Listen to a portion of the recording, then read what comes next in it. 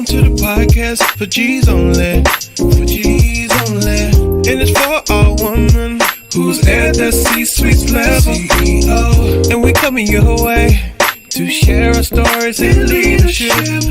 So we walking the walk, talking the talk, being the boss lady. Welcome to the C-suite, where we help build women leadership and how to be the boss lady. So welcome to the C-suite. So let's talk about being a CEO. Welcome to She Suites Podcast with your host, Jodi Hood. It is a place where She Suite executives share and compare unfiltered realities that our male counterparts will never ever face. We laugh, we cry, we thrive, and we survive. Now, last week on my podcast, we talked about the power of persuasion. And this week, we are going to talk about its cousin, negotiation. I tell you, folks, there is something to having a good negotiation strategy. Now, it doesn't matter if you're selling or buying a car, if you're interviewing for or offering a job, requesting a raise or responding to a request to a raise, or just trying to bring about change in your organization. Even we negotiate when we're trying to get our 2-year-old to use the potty. It's all about negotiation. Now, knowing the psychology of negotiation is going to be a game changer. So we're going to talk about the work of Nick Kolenda, Kolenda, and he's done a lot of work in this area. And I am definitely going to ask you to get your pen, get your paper, get your devices, because this is some good stuff. You're going to get a lot of little nuggets today. Now, Nick talks about specific strategies, and he calls them tactics that will increase your negotiating power. He breaks them down neatly into 4 negotiation stages. He has like the pre-work, what you do prior to your negotiating, what you do to get started. He has tactics for what you do during negotiation, and then how you end the process. Now, today, I am basically going to just focus on the pre-start and the actual start. So what does he say? Here we go. The first thing he says to do, you need to gather your benchmark data. Before you sit down at that table or you invite someone to sit at the table, you need to have your data together. So whether it's negotiating a job or buying a car or hiring a vendor, get the data on the salaries. Look at that car. What's the make? What's the model? What's the blue book value? Talk to other businesses in the industry. If it's a vendor, you need to have all of the information that you possibly can. And now this is the benefit of doing that. You get credibility, you avoid bias, and you have a stronger position.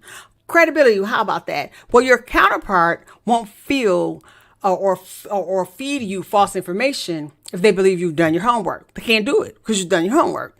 And you will also avoid bias. So managers are unaware of their biases, whether it's race, gender, personal, or even if they're having a bad day. If you have that objective data already, you can hold them accountable. And it also, like I said, gives you a stronger position. If you convey that you know your worth, counterparts will be less likely to take advantage of you. Now, just let me say this.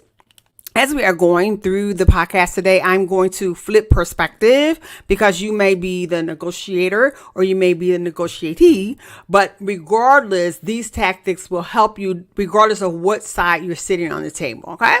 Now, what does he say, Kolenda, say about getting your ducks in a row, should I say, before negotiating? So we just talked about making sure you have all that data. He says you need to enhance your BATNA. I believe that's how he pronounces it. It's an acronym, and it says your best alternative to a negotiated agreement. So already have that in your mind. Have it like, or they say, keep it in your pocket. What is it that your absolutes? So what do you need? That's important. What does the party need in the agreement, and the alternatives? How many alternatives do you really have? So you need to have that up front. Next, this is a good one because I'm a foodie. It's like, bring pastries and coffee to a negotiation. Now, let me tell you, You might think this is a little devious, but it's a cute tactic, and I tell you that it works. I have a friend who is a business mogul on the west side of Chicago. She's a little dynamo. Her name is Dr. Elizabeth Lockhart, and she always tells me that there is power in having refreshments. And she starts almost every meeting with intentionally having refreshments. Now, bringing pastries and coffee is going to do four things. Four things. So, like I said, get those pens and paper, get that pen and paper. Four things. Here's what it does. It mimics their behavior. It provides an unsolicited favor. And we talked about reciprocity last week. It increases their glucose. So this is biological. And it activates physical warmth. Now, let me just tell you what he says about each of those. So it mimics their behavior. He says that if both of you are eating, this mimicry builds rapport. There's research to back it up. It's not what I think, not what I feel. It's research by, I think it's Chartman and Barr. It's 1999. Look it up. Okay. It also says that research confirms that eating improves negotiations. So yeah, get those refreshments. Provides unsolicited favor. It says even if your counterpart hates pastries and coffees, because some people just don't like sweets, they don't like coffee. This unsolicited favor will trigger an urge to reciprocate. And again, we talked about that last week. If you do something for someone, they kind of feel obligated to do something for you back. Remember, this negotiation strategy is intentional. Now, pastries also increases glucose. Your glucose level. What does that have to do with the negotiation? Well, people behave aggressively if their glucose is low. Did you know that? And it says, conversely, increasing glucose can boost cooperation. Pastry and coffee increases glucose levels. So what does that mean? They should reduce aggression. This is some good stuff. Now, lastly, this food, what does it do? It activates physical warmth. Now, it says our brain confuses physical warmth with personal warmth. So holding a warm beverage like coffee, it boosts our interpersonal warmth and cooperative behavior. No wonder every time you go to these little conferences, they have that coffee pot out there. Coffee, tea. It's a reason.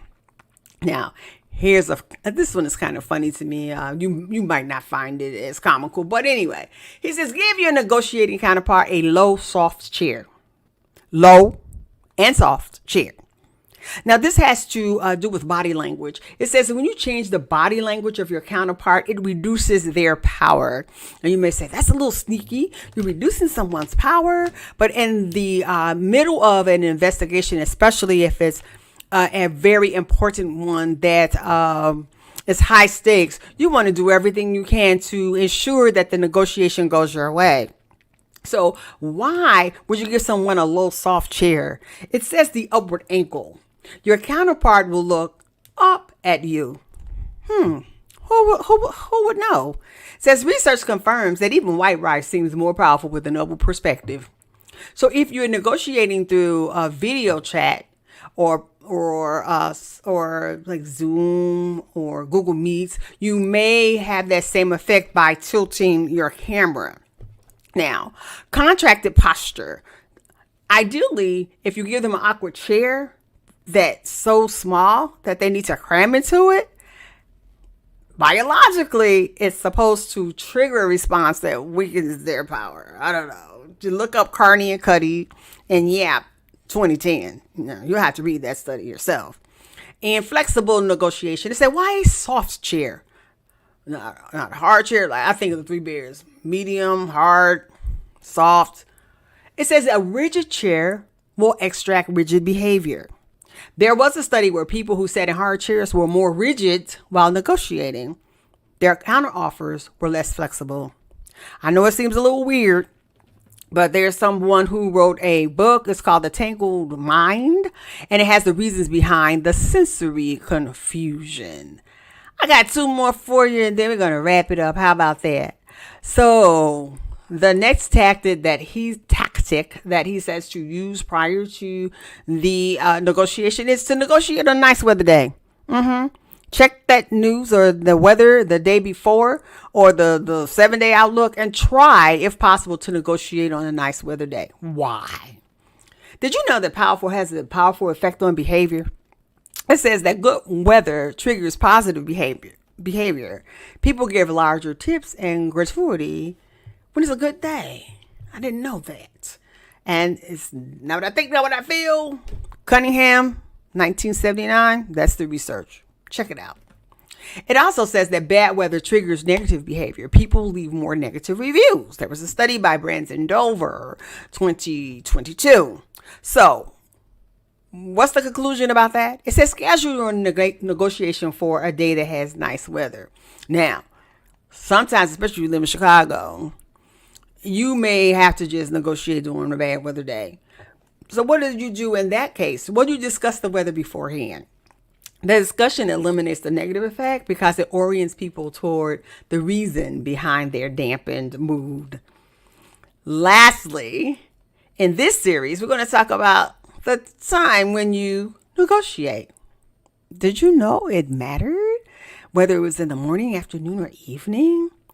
According to this guy, he says that, or he suggests that you negotiate early in the morning, perhaps 8 or 10 a.m. Early morning negotiations are useful. First, according to him, you'll have ample time to negotiate. Second, if you contract a longer investment of time, your counterpart will be more invested in finalizing an agreement. That's a little mind trick. Thirdly, you trigger, now there are two effects. It's called the primacy effect and the recency effect. So the primacy effect is information early in a sequel will become entrenched in a long-term memory. So it's kind of like if you're involved in an activity or in a negotiation, you tend to remember what happened first and you remember what happened last. Just say you're interviewing candidates. It's something about this primacy and recency effect is that you remember the first one and you remember the last one. They kind of stay etched in your mind. So it says strive, if you're on the other side of the table, strive to be the first candidate in the sequence of interviews. We're talking about if you're looking for a job. While managers choose the best candidate, your interview will pop up in their mind more easily.